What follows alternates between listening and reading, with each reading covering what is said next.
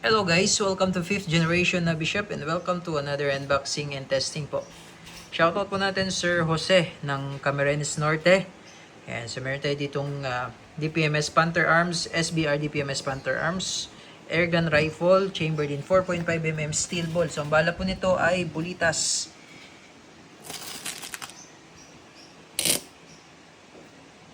Ayan, airgun rifle po, CO2 powered. So may nakakabit na tayo ditong optic sight. Meron na rin tayong kinabit na laser. Ayan, additional po na accessories ni Sir Jose.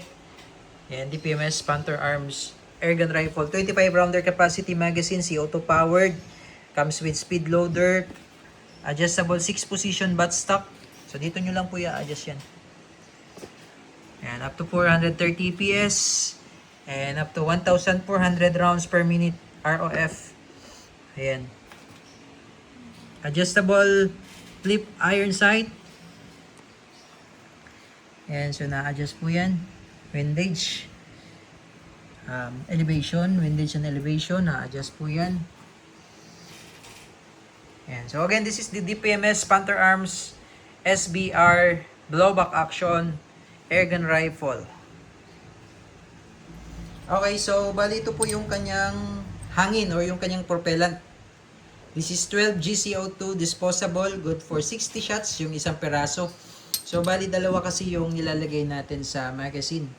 Ayan, pakita ko lang sa inyo.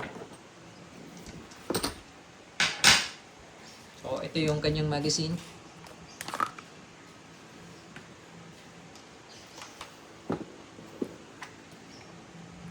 Holds up to 2 CO2. Dalawa CO2 po yung nilalagay dyan. Ngayon, pwede namang isa lang.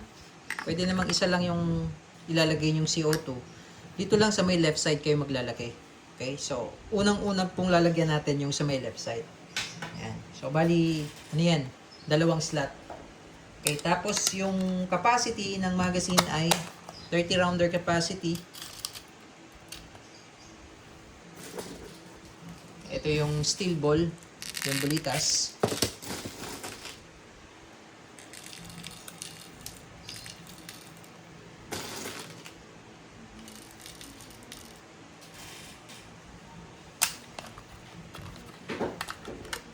Ayan. So, load tayo ng CO2. Pwedeng isa, pwedeng dalawa. Okay? Pwedeng isa, pwedeng dalawa. Ayan, tulad dito, isa lang po yung lalagay ko. Mas mabilis nga lang maubos pag isa lang. Yan. So, isang piraso lang ilalagay ko. Good for 60 shots more or less. Yan. Pero pag dalawa yung lalagay nyo, mas marami. Mas maraming shots.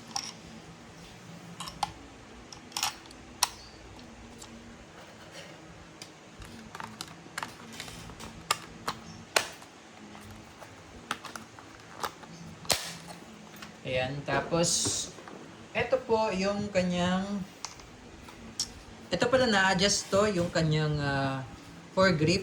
So, kung gusto nyong iusog, pwede siyang i-adjust. May screw siya dito. Ito. Yan. Tapos, ito naman yung kanyang laser. No?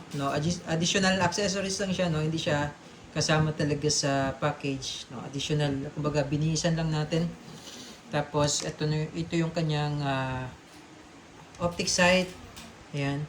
So, isi-zero pa natin siya. So, yan o. Nakikita nyo po. Yan yung kanyang optic sight. So, meron siyang red din. Pula. No, ito yung kanyang knob. Tapos, up to level 5 yung kanyang ilaw. Yan. Yan. So, pwede mo siyang i-flip pag gagamit ka ng red dot. Yan. Tapos, pag ilalagay mo siya, pag i-off mo siya, lagay mo lang siya sa R or sa G. Huwag niyo pong kakalimutan yun kasi makukonsume yung battery nyo. Ayan, R or saka, pag sa green, G. Ayan. So, ito yung kanyang adjuster sa elevation, sa windage, sorry. Sa windage. Yan yung sa left and right. Ito naman yung sa up and down, yung sa elevation niya. So, dyan kayo mag-adjust o mag-zero.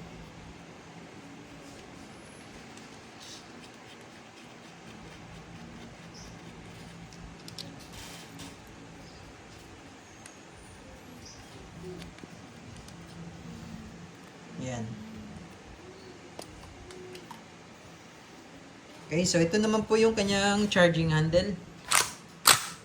Yan. Ito yung kanyang safety.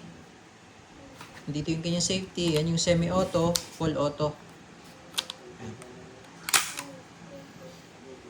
Okay, so nababaklas din siya katulad sa mga totoong barel. Mga rifle, nababaklas din siya. Yan, SBR rifle. Airgun rifle. Okay, so testingin po natin. Okay, so ito pala yung kanyang butzer na adjust po yan 6 position, no. Ito lang, press nyo lang siya. Yan.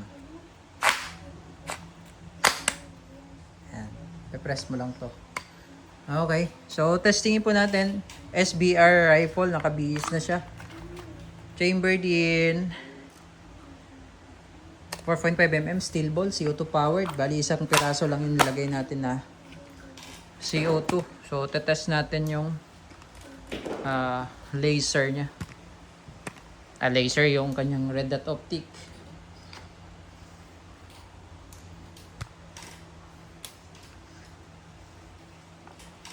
Okay.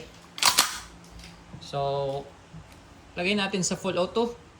Full auto tayo. Check natin yung red dot optic.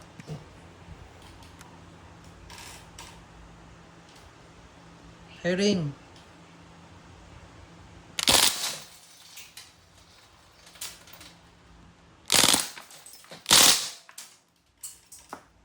No?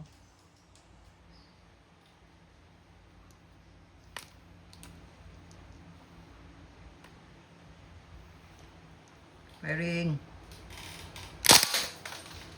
Semi-auto pala. Full auto. Ayan. So, nabitin tayo. Load tayo ulit. Load tayo na another round.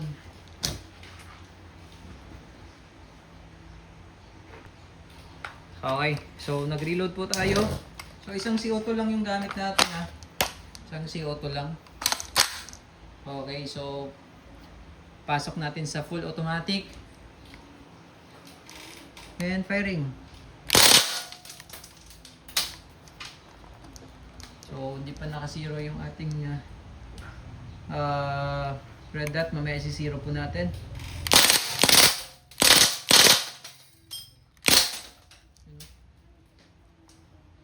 Yan. So, pag wala na siyang bala, nag-open bolt yan. Yun, no? Nag-open bolt. Tapos ito yung bolt release. So, push mo lang to. Ito, itong part na to. Yan. So, ang ganda niya.